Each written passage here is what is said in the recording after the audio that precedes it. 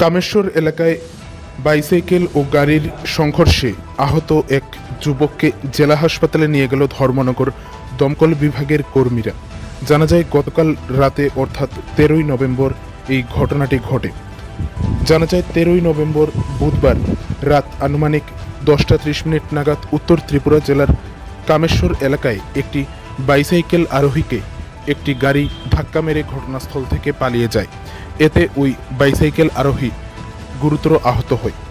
জানা যায় বাইসাইকেল আরোহীর নাম অয়ন রয়, 22 বছর বয়স, বাবার নাম উত্তম রয়, বাড়ি আলগাপুরের 2 নং ওয়ার্ড এলাকায়।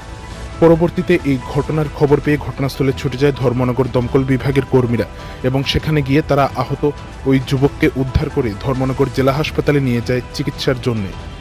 ঘটনাটা কি হয়েছে? ঘটনাটা হয়েছে কামেশ্বর ওয়াটার সাপ্লাই নিয়ারেস্ট একটা বাইসাইকেল রাইডারকে একটা গাড়ি ধাক্কা দিয়ে চলে গেছে। তো বাইসাইকেল রাইডার আহত হয়েছে।